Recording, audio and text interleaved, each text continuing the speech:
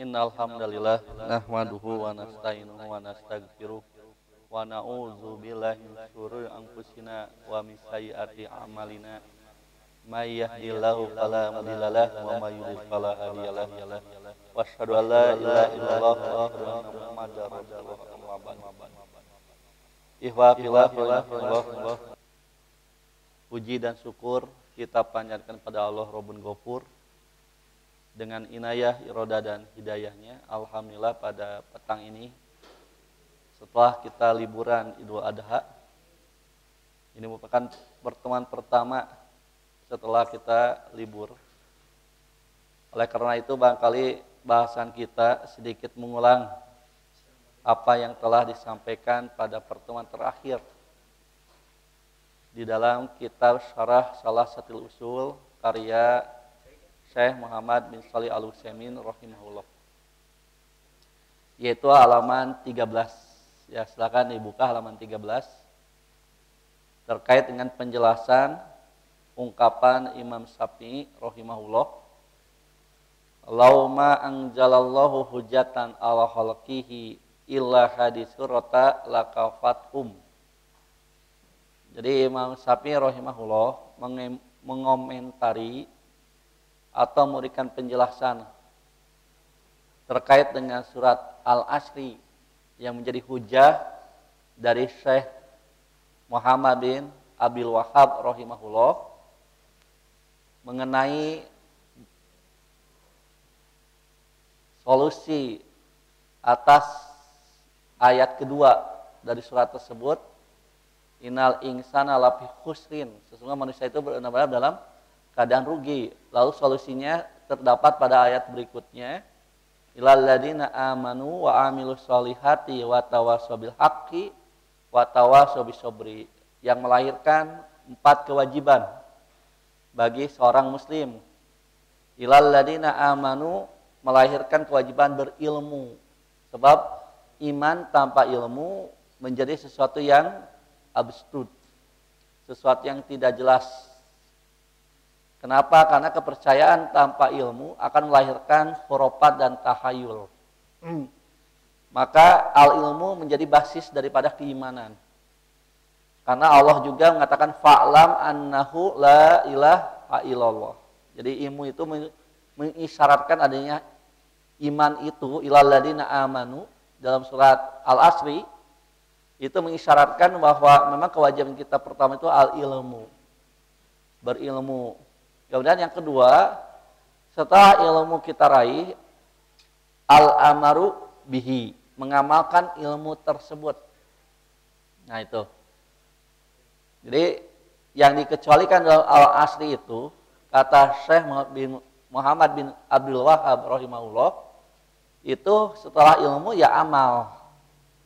Nah yang ketiga, watawassaw bil haqqi, mengisyaratkan adanya kewajiban untuk ad-da'watu ilaihi, menyampaikan ilmu tersebut kepada orang lain. Dan bunyi terakhir watawassaw bis sabri, mengisyaratkan kewajiban as-sabru alal adza fihi, yaitu kita wajib bersabar atas gangguan ketika kita mendakwahkan, bahkan sebelumnya mencari ilmu, mengamalkan ilmu dan mendakwakan ilmu. Itu berbasis kesabaran.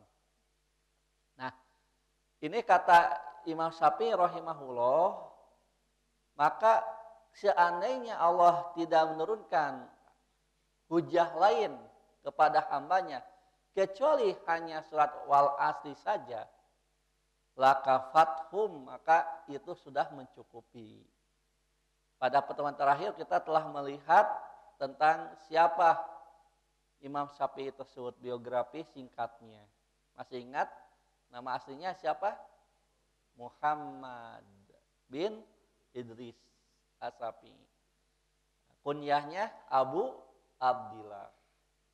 Kemudian kita juga telah membahas bahwa yang dimaksud lakafathum dalam ungkapan beliau itu adalah anna hadisurota kafiyatun lil khalqi. Surat ini, bahwasanya surat ini cukup bagi makhluknya fil hasi ala tamasuki bidinillahi bil imani wal amli sholihi wa da'wati ilallahi wa sobri ala dalika.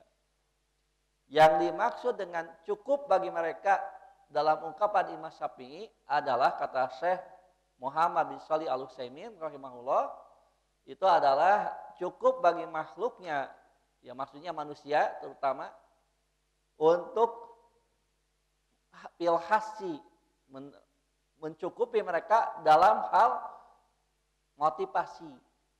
Ya, motivasi agar ia berpegang teguh kepada agama Allah. Gitu. Maksudnya dengan wal asri saja orang akan semakin bersemangat. Nyekel deleg bahasa Sunda namanya, nyekel pageuh. Dengan surat al-asri saja, sebetulnya kalau mereka mentapakuri, menyelami, bahasa Sunda mah ngalenyepan. Ya sining surat wal asri akan lahir sikap at-tamassuki bidinillah. Dia akan berpegang teguh kepada agama Allah bil imani, dengan cara beriman. Sama dengan diungkapkan oleh Syekh Muhammad bin Abdul Wahhab. Bil imani wal amali sholihi, dengan cara ia tetap beriman, beramal soleh. Wa da'wati ilallahi, dia berdakwah kepada Allah. Dan keempat, wasobri ala dzalika, ia bersabar di jalan dakwah. Walaysa muraduhu anna hadisurata kafiyatun lil khalqi fi jami syariati. Dan bukanlah yang dimaksud oleh Imam Syafi'i itu bahwa surat ini cukup bagi makhluknya, terutama manusia, dalam seluruh syariat. Ya tentu saja tidak cukup. Ya, kalau mau mengetahui syariat, tentu harus mengetahui Al-Quran dan hadis secara keseluruhan. Nah, jadi kita semua dalam wal asri ini hanya mencukupi dalam hal motivasi agar berpegang teguh pada agama Allah. Itu maksudnya. Bukan mencukupi semua syariat terrangkum dalam surat wal asri. Jadi syariat bukan hanya 4 kewajiban yang tadi dikatakan, iman, amal soleh, kemudian dakwah dan sabar. Bukan itu saja. Nanti ada syariat-syariat yang sifatnya fardiyah dan juga ada yang sifatnya kita jama'i.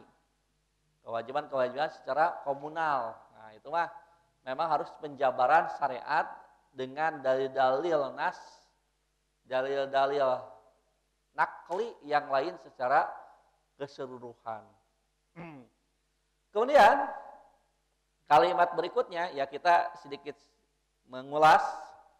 Lauma anjalallahu hujatan ala khalqi ila hadisurata lakafathum li anal akila al-basiro idza sami'a hadisurata au qara'aha fala budda ayyas'a ila tahlisi nafsihi minal khusrani wa dzalika bittisafihi bihadis sifatil arba'i al imani wa amali sholihi wa tawasi bil haqqi wa tawasi bis sabri. Gitu. Kata Syekh Muhammad bin Shalih Al-Utsaimin rahimahullah bahwa ungkapan Imam Syafi'i secara keseluruhan yaitu lauma anjalallahu hujatan ala khalqi ila hadisurata lakafathum. Kenapa ada ungkapan seperti itu? Bahwa seandainya Allah tidak menurunkan satu hujah, satu dalil kepada makhluknya kecuali hanya surat ini, pasti surat ini mencukupi mereka. Maka ungkapan ini kata beliau li anal akila, alasannya sebab sesungguhnya orang yang berakal, akilah itu orang yang berakal, ya, yang punya akal. Al-basiro, punya pandangan, punya satu pandangan. Idza sami'a hadisurata, apabila ia mendengar surat ini, surat apa? Surat wal asri. Au qara'aha, atau membacanya, fala budda ayyas'a, maka ia mesti melangkah, ya, berusaha ila takhlisi nafsi, supaya membebaskan dirinya minal khusroni, dari kerugian. Jadi kalau kita ikhwah mendalami surat wal asri, semestinya timbul sikap takhlis, yaitu sikap membebaskan diri dari kerugian itu. Allah menyatakan semua manusia itu rugi gitu. Maka ikhwah bisa kita lihat bagaimana waktu itu sangat berputar dengan cepat gitu ya. Kita secara jamiah, secara komunal, secara jamaah beberapa pekan ini telah kehilangan sosok-sosok figur mubalik dan mubalighah, dai dan daiyah, ustadz dan ustadzah yang menjadi panutan umat, ternyata satu demi satu berpulang ke rahmatullah, berpulang ke haribaan Allah, kembali ke alam akhirat. Di antaranya beberapa pekan yang lalu kita mendengar adanya yang pernah saya singgung ya, Ustadz Amin Jamiluddin, ya, pakar kajian aliran sesat. Nah, itu satu bulan yang lalu kalau tidak salah ya, kurang lebih, saya lupa sisa pastinya beliau meninggal kapan. Hanya seingat saya belum 1 bulan ya, belum 1 bulan genap beliau sudah pergi untuk selama-lamanya dipanggil kepada Allah Subhanahu wa taala, menghadap kepada Allah. Itu pertama, disusul dengan 2 pekan yang lalu atau 1 pekan yang lalu Ustadz Aman Mulyana, bagi yang dulu ya seangkatan saya atau di atas saya yang pernah belajar di PPI 1 Pajagalan, tentu mengenal sosok beliau. Juga meninggalkan kita semua.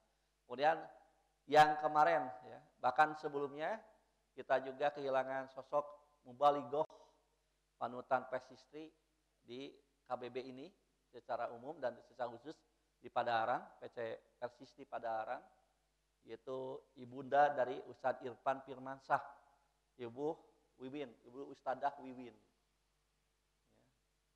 Rahimahallahu, semoga Allah memberikan rahmat kepada beliau. Nah, itu juga telah meninggalkan kita. Dan terakhir, kemarin juga kita kehilangan sosok guru kita, panutan kita, Ustadz UU Suhendar dari Tasikmalaya, anggota Dewan Hizbah. Ulama kan?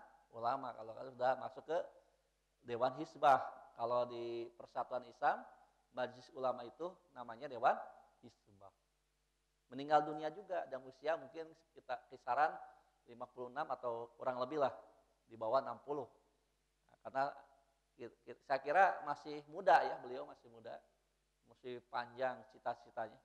Nah, itu gambaran bahwa usia itu sangat singkat, umur itu sangat singkat, umur di tangan Allah, dan waktu sangat singkat berputar dengan cepat.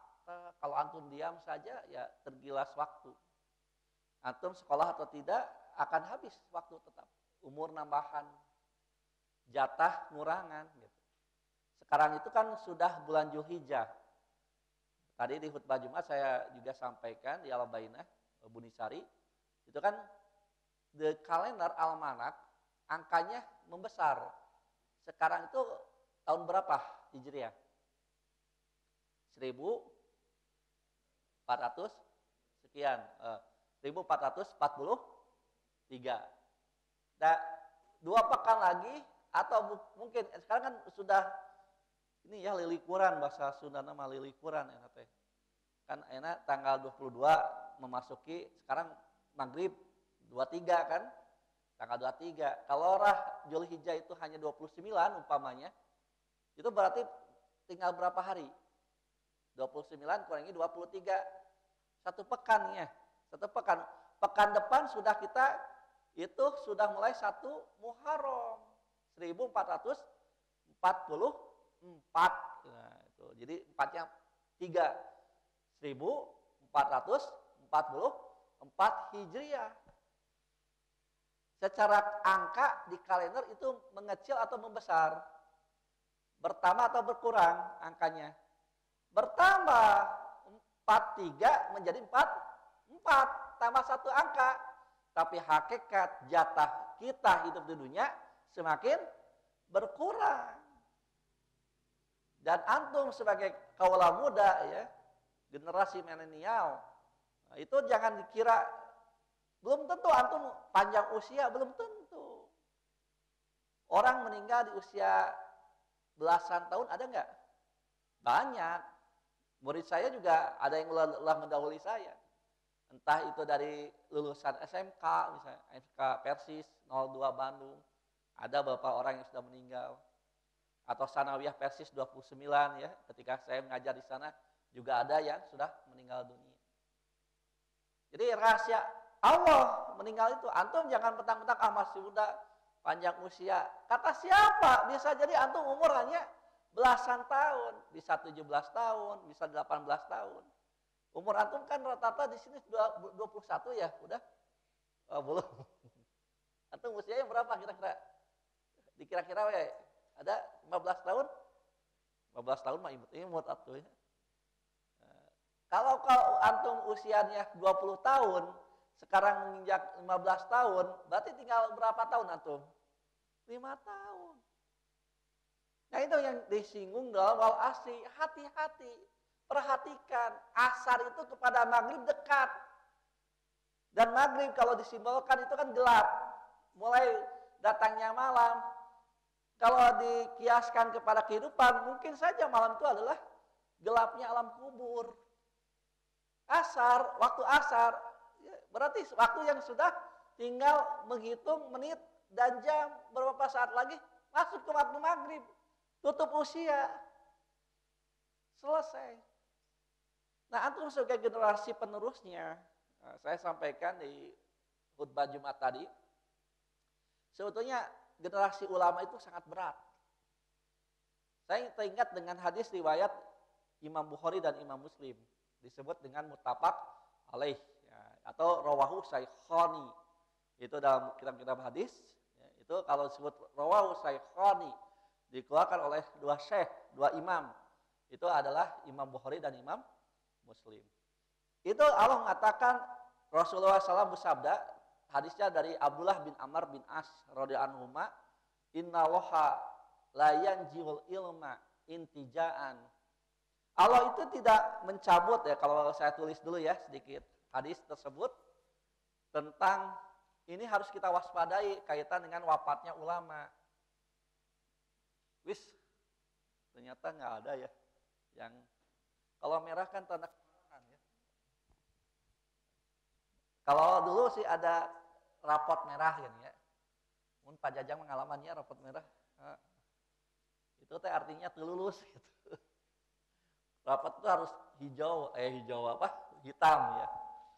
Hitam. Biru juga jarang. Jadi innallaha la yanji'u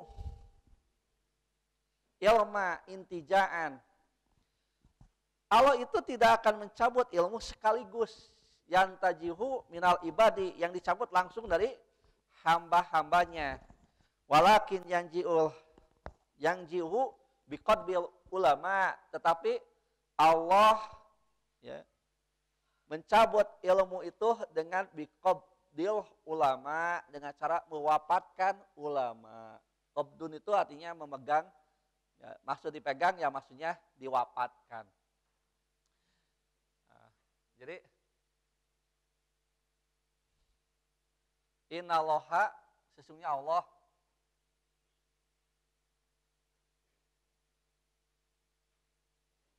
la yantaji'ul ilma.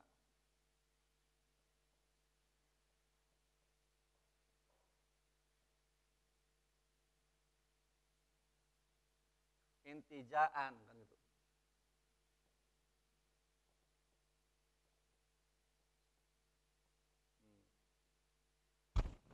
Jadi Allah itu tidak akan mencabut ilmu sekaligus gitu maksudnya. Yantajihu minal ibad. Yang dia mencabutnya dari hamba tersebut.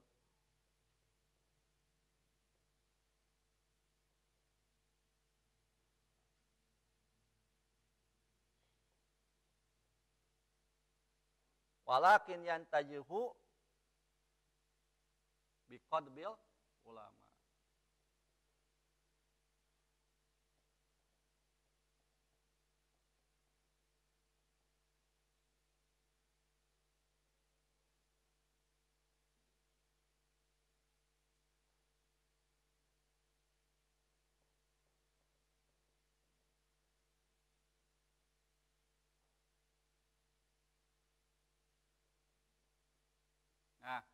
Ini yang harus digarisbawahi. Akan tetapi Allah akan mencabut ilmu itu dengan cara mewafatkan ulama. Dan biasanya kalau wafatnya ulama itu tidak bisa hanya dalam waktu 10 tahun akan muncul ulama yang sekelas, tidak. Belum tentu satu abad itu lahir lagi ulama yang satu level, belum tentu. Kalau antum kehilangan guru matematika dalam jangka waktu 5 tahun, mungkin saja akan lahir ahli matematika yang lebih muda, yang lebih cerdas bisa jadi. Lihat saja indikasinya bahwa teknologi semakin kesini semakin canggih. Artinya manusia itu semakin pintar dan cerdas. Bisa jadi melampaui temuan-temuan ilmuwan terdahulu seperti Albert Einstein. Itu bisa saja terlampaui oleh ilmuwan atau cendekiawan masa kini. Tetapi untuk urusan agama terbalik. Kadang-kadang ketika ulama wafat, maka satu abad belum lahir ulama yang sekelas atau yang lebih baik, belum tentu. Maka nunggu 10 tahun, 20 tahun itu tidak ada jaminan bahwa generasi berikutnya lebih paham, lebih faqih, lebih alim. Walaupun bisa saja Allah mentakdirkan seperti itu. Nah, seperti janji Allah kepada Rasulnya, dan Rasulullah SAW juga menyampaikan pada kita semua, selaku umatnya, bahwa Allah akan membangkitkan seorang mujadid setiap satu abad. Nah, jadi jaraknya satu abad baru satu mujadid. Nah, sekarang kan abad ke-15. Kira-kira siapa mujadid, yaitu pembaharu tersebut. Hal seperti ini kan berat kalau kita mau mengevaluasi secara jujur.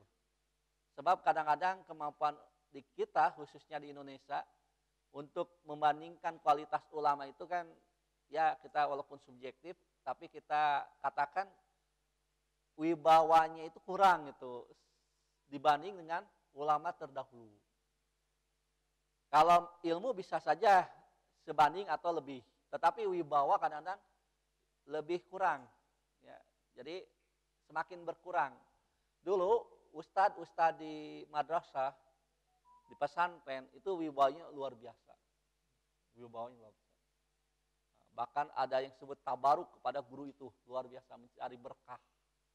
Jadi kalau ada seorang ajengan, mama ajengan, kiai, menyampaikan materi seperti ini, lalu dia disuguhi cikopi, ya, tahu cikopi? Cikopinya tidak habis, itu bekasnya itu langsung diperebutkan oleh santrinya, ya, supaya apa? Ilmunya nerap, gitu, luar biasa. Ikan wibawa ya seorang kiai sampai begitu, sampai cium tangan segala lupa, ya, sampai kalau sudah sifatnya kultus itu menjadi haram. Itu yang dikritik pedas ya saat itu oleh Hasan. Tuan Hasan mengharamkan takbil, mencium tangan ulama, karena saat itu penciuman itu simbol daripada pengkultusan. Jadi mama ajengan itu anti kritik, tidak boleh dikritisi. Luar biasa memang. Di sisi lain timbul suatu wibawa yang luar biasa. Kita juga punya ustadz atau ulama ya yang disegani oleh ininya, santri-santrinya. Cerita yang saya dengar di Pajagalan itu dulu ada sosok Ustadz Abdul Rahman. Ustadz Abdul Rahman. Ustadz Abdul Rahman itu ilmunya sangat mendalam, faqih luar biasa, dan wibawanya sangat luhur, wibawanya sangat tinggi. Ustadz Abdul Rahman itu tidak banyak cakap, mengajar biasa. Ya. Murid itu wah luar biasa, hormat sangat tinggi pada Ustadz Abdul Rahman. Sampai-sampai cerita yang saya dengar, Ustadz Abdul Rahman ketika mengajar kemudian ada keperluan beliau keluar, beliau hanya menyimpan kopiahnya disimpan di meja. Itu santri nggak ada yang ribut, nggak ada yang ngobrol, diam, karena sosok Ustadz Abdul Rahman yang begitu wibawanya tinggi. Ala kadar ku kopiahna, simpen. Wah, sieun ku kopiahna oge. Ustadz Abdul Rahman hanya sekedar keluar. Sekurang mah ribut mah kadangu ya. Tapi karena menghargai dan menghormati, kopiahna luar biasa. Ini tidak terjadi hari ini. Aya ustadz ngajar di kelas, simpen kopiahna, lain jarempling, kakak dicok kopiah. Sopan. Ya beda kondisi lah. Beda kondisi. Ikhwatul iman rahimakumullah. Oleh karena itu di sini dikatakan bahwa ulama akan dicabut dengan maksud diwafatkan satu demi satu. Kita sebagai generasi penerus juga prihatin.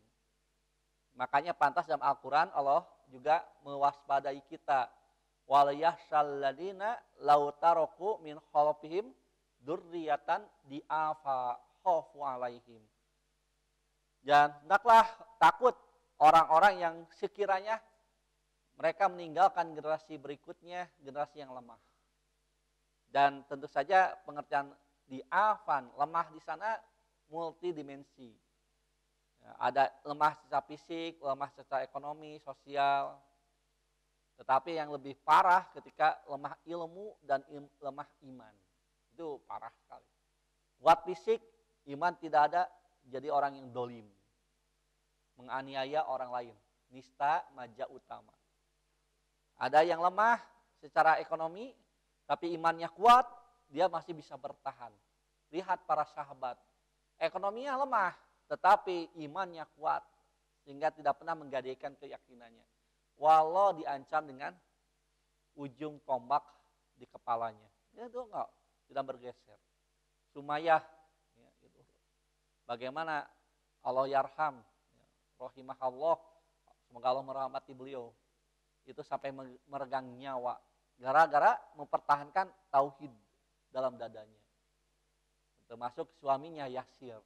Itu syahid dan syahidah dalam Islam. Syahid dan syahidah pertama dalam dalam sejarah Islam. Itu begitu. Kalau mereka secara materi lemah, tetapi secara iman dan ilmunya kuat, lebih baik meregang nyawa daripada berganti agama. Hari ini, wah, musibah kubro.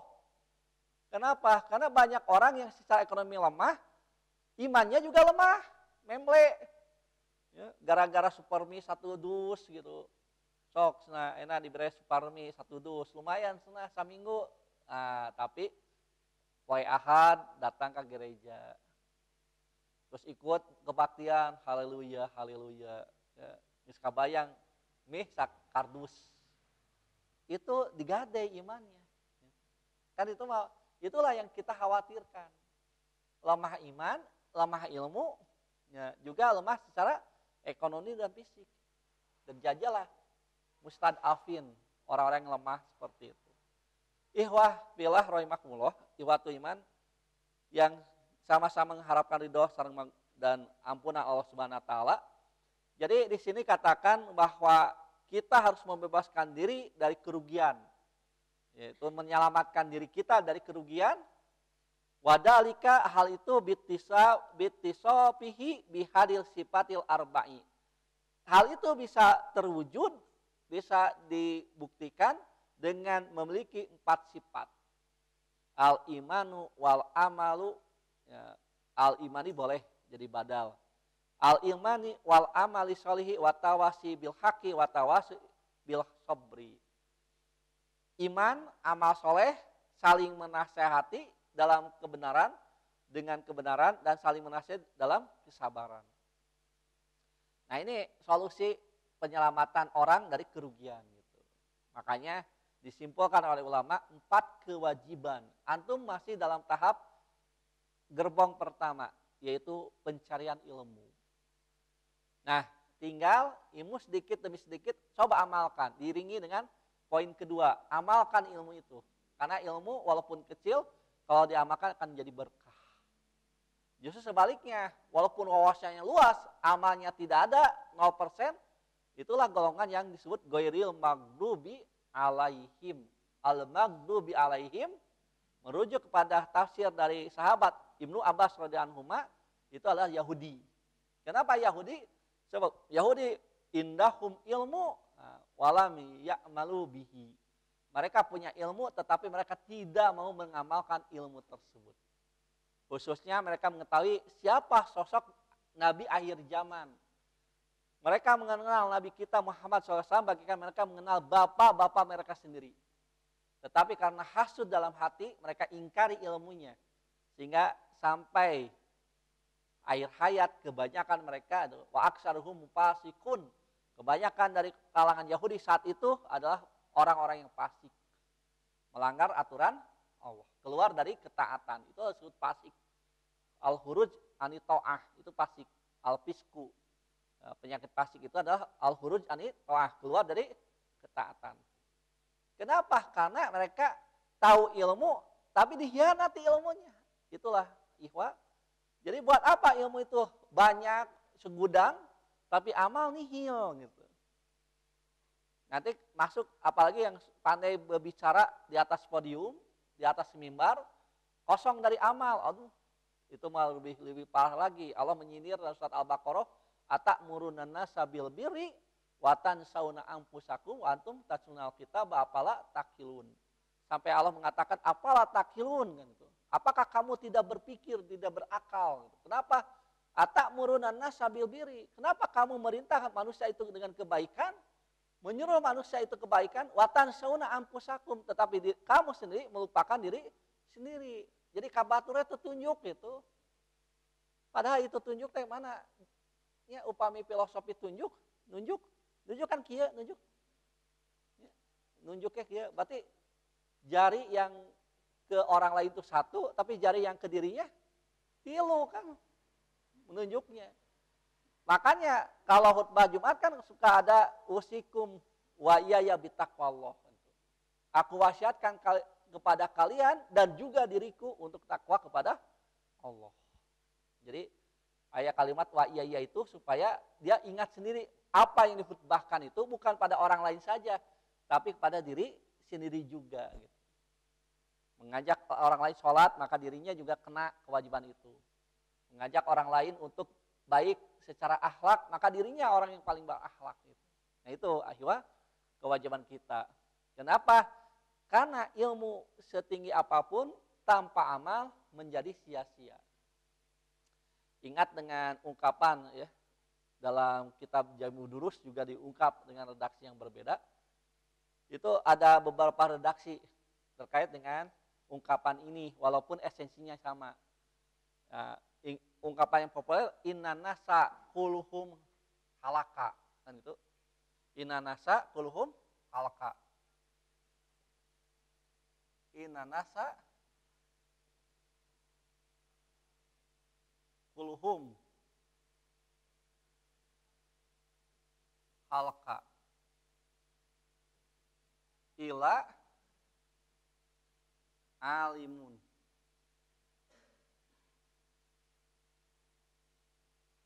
alimina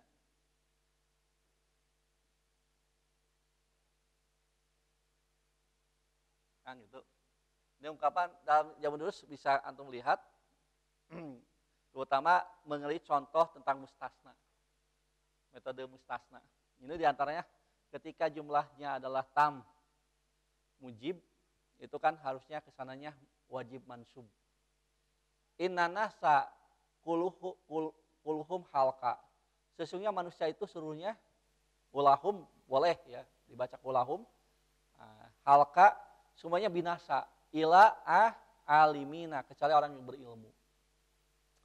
Jadi orang yang tidak berilmu ini berbahaya dan celaka, binasa. Nah, sama dengan ungkapan wal asti. Semuanya lapih mustin.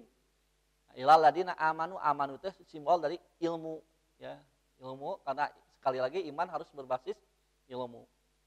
Nah, tetapi Imam Ghazali kalau nggak salah yang mengungkapkan hal yang sama dengan ungkapan yang berbeda, atau Imam Gholayen yang mengarang kitab Jamu Durus meneruskan ungkapan ini, wal alimuna. Kalau annasu kulhum halka, kalau inanasa kulahum halka. Nah, ada yang menggunakan harfu taukid inanasa, ada juga yang tidak taukid annasu kulhum halka ada. Kalau annasu kulhum halka tanpa ina, tanpa sesungguhnya, maka kesananya al alimuna kulhum halka. Dan orang berilmu pun semuanya binasa. Illa amilina gitu. Nah, jadi ungkapan ini mengatakan bahwa semua manusia itu binasa kecuali orang yang berilmu. Ya, anasu ya. Jadi ungkapannya ada yang menggunakan tanpa nun taukid, anasu. Kalau inanasa kulahum. Tapi kalau anasu kuluhum. Jadi tanpa harfu taukid. Anasu kuluhum halka. Nah, anasu kuluhum halka itu dilanjutkan. Wal alimuna kuluhum halka ila amilina. Orang-orang berilmu pun binasa. Kecuali orang yang mengamalkan. Gitu. Antum tahu bahwa racun itu berbahaya. Makan itu bergizi gitu. Orang udah tahu bahwa itu antum kalau makan ini bahaya. Bisa sakit, parah, atau bahkan bisa mati. Udah tahu gitu. Tapi ada dasar kahayangna, kekewe makan. Akibatnya apa? Ya ke rumah sakit. Kalau tidak ke rumah sakit, ke astana, digotong. Qoid namanya. Ya. Bukan syahid. Qoid. Is that? Ya. Orang punya penyakit diabetes umpamanya. Dicegah untuk makan yang manis-manis. Dia dianjurkan harus makan yang pahit-pahit. Nah, kalau kita makan hidup sudah pahit ya, ingin yang manis-manis. Kalau orang diabetes itu kan biasanya banyak uang, karena biasanya pola makan tidak terjaga, agak gabres gitu. Dan terutama yang siap saji itu kan bahaya juga kalau keseringan. Apalagi yang pakai manis-manis buatan. Waduh bahaya itu. Antum kalau maaf ya kalau saya sebutkan nama mereknya gitu. Umpamanya yang minuman yang bukan beralkohol. Kalau alkohol kan haram ya. Ini mah minuman yang seger gitu. Seger. Naon eta teh. Ya. Sprite ya. Coca-Cola, aduh ada merek ya punten ya tersebut. Ya. Itu kan lebih baik antum pakai jus buah gitu, minum itu ya, yang ada di ini. Karena gulanya gula asli kalau jus buah. Sementara kalau minuman-minuman yang seperti itu bersoda gitu kan, itu kan seseringnya pakai manis buatan.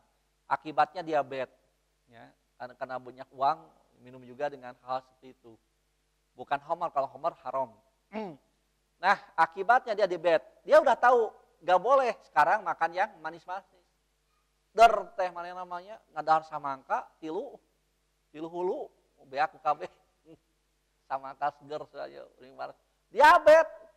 Kira-kira akibatnya bagaimana? Ya, kadar gula dalam tubuhnya bertambah kan? Itu ongkoh tahu tapi dilanggar. Itu dalam bab dunia seperti itu.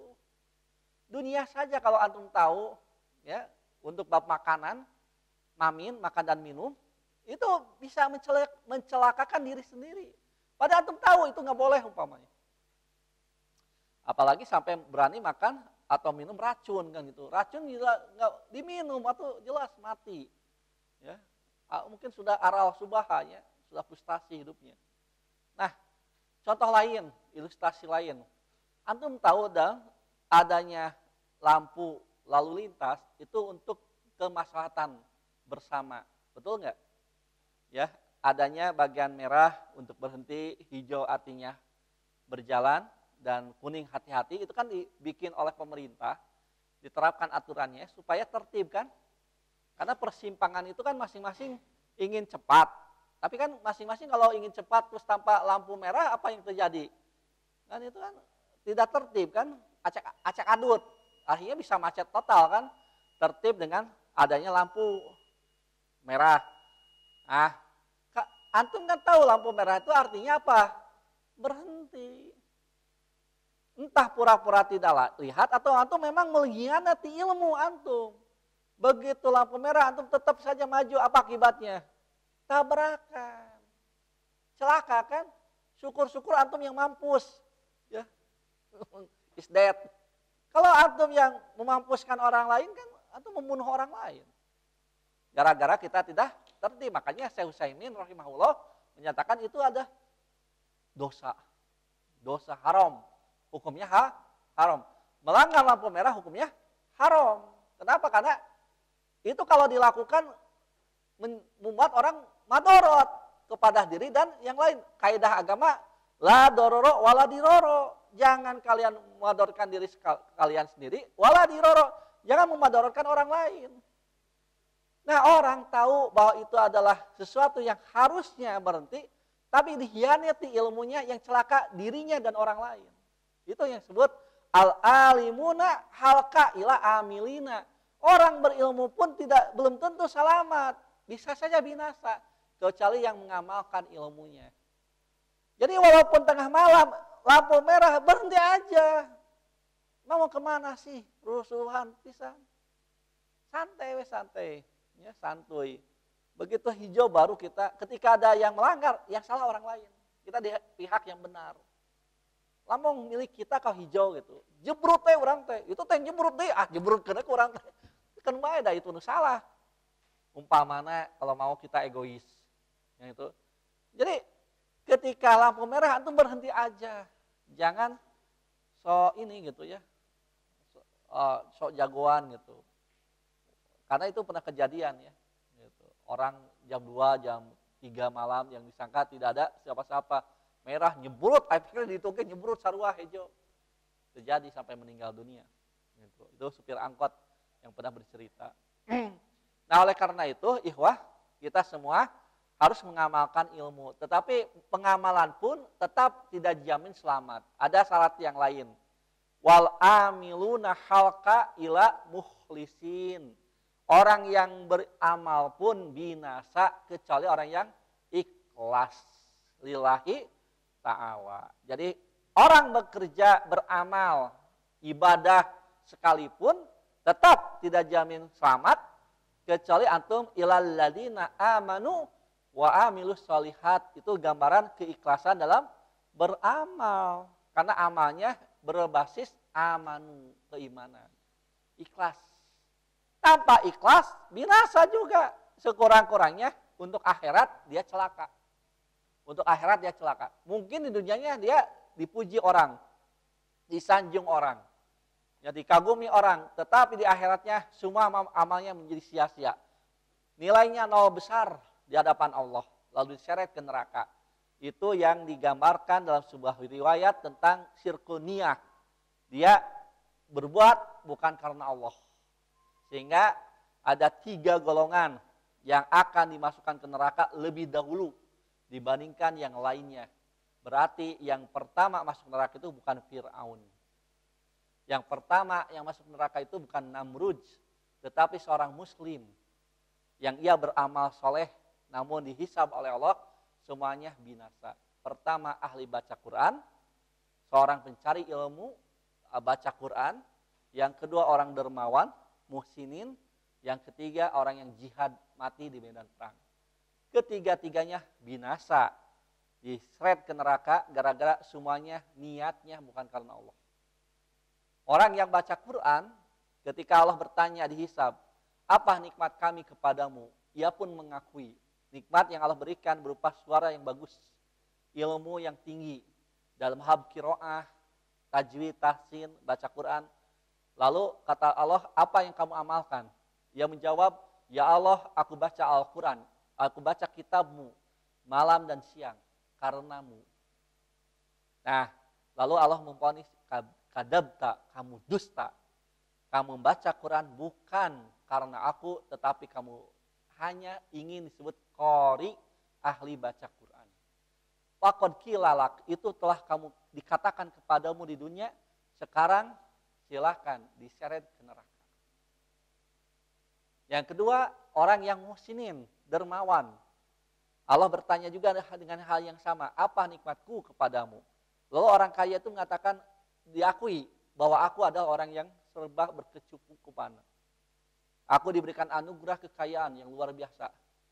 Bahasa Sundana, buru di jeru, bro, dipantau ngalayah di tengah imah. Ngalayah teh pabalatak, eta teh harta karun. Orang papabalak teh nya susuhun ya kumbaheun. Beda kelas orang mah. Lalu kata Allah, apa yang kamu perbuat atas nikmatku? Ia pun mengatakan, tidak ada kesempatan untuk berimpak ya, di jalanmu, kecuali aku akan berimpak atas itu karenamu. Nah, yang didustakan oleh Allah itu bukan amalnya. Amalnya memang dia beramal di dunia seperti itu. Tetapi karenamu, kalimat karena itulah, diajlika, karenamu. Allah mengatakan kadabta, kamu dusta. Kenapa? Karena kamu berimpak bukan untuk aku, bukan karena aku. Tetapi hanya sebagai orang menyebut dirimu sebagai dermawan. Artinya niatnya ingin dipuji orang supaya disebut muhsinin. Orang dermawan saja. Waqad qilalak itu telah dikatakan di dunia. Udah selesai. Pahalamu hanya gelarnya itu saja. Maka diseret juga orang itu ke neraka. Dan terakhir, yaitu orang yang berperang di jalan Allah sampai meninggal dunia. Ustishhida fisabilillah. Dia terbunuh syahid di jalan Allah. Ternyata Allah berkata hal yang sama. Apa nikmatku kepadamu? Ia mengakui nikmat Allah. Mungkin bahasa kita, ya Allah, ya, aku diberikan kekuatan, kemampuan fisik yang luar biasa. Seger, gagah, perkasa. Bahasa inama apa? Otot dan tulangnya itu tulang besi, otot kawat. Wah, otot kawat unggul. Luar biasa lah, saking kuatnya. Mungkin gitu ya. Lalu Allah berfirman, apa yang kamu perbuat atas nikmatku? Nah, maka dia mengatakan, aku berperang di jalanmu sampai aku meninggal dunia karenamu. Itu pun dikatakan oleh Allah, kadzabta, kamu dusta. Kamu berperang hanya segera ingin sujaan, pemberani. Kalau bahasa sekarang lah mungkin ingin disebut pahlawan dan dimakamkan di pemakaman pahlawan. Gitu. Waqad qilalaka itu sudah dikatakan kepadamu. Udah, itu pun diseret ke neraka. Nah, itulah ikhwah. Jadi kebinasaan orang terakhir ini, orang berilmu itu, kalau tidak ikhlas, mungkin saja bukan di dunia. Tapi dia akan celaka di akhirat. Ya, jadi kesimpulannya, maka kita harus berilmu, beramal dengan ikhlas karena Allah. Itu yang akan menyelamatkan seorang muslim. Karena waktu Isya sudah tiba, saya kira demikian yang dapat saya sampaikan pada kesempatan ini. Dan mohon maaf, saya tidak bisa melanjutkan. Pukul 8 saya ditunggu di Pusdiklat Dewan Dakwah. Ada rapat dosen Adi. Oleh karena itu, apa yang telah saya sampaikan, semoga menjadi ilmu yang berkah bagi kita semua, dapat kita amalkan, menjadi pelita dalam kehidupan ini, sehingga pada akhir hayatnya mudah-mudahan kita bisa istiqomah dan husnul khotimah. Rabbana atina fid dunya hasanah wa fil akhirati hasanah wa qina adzabannar. Aqulu qouli hadza wa astaghfirullaha. Wassalamualaikum warahmatullahi wabarakatuh.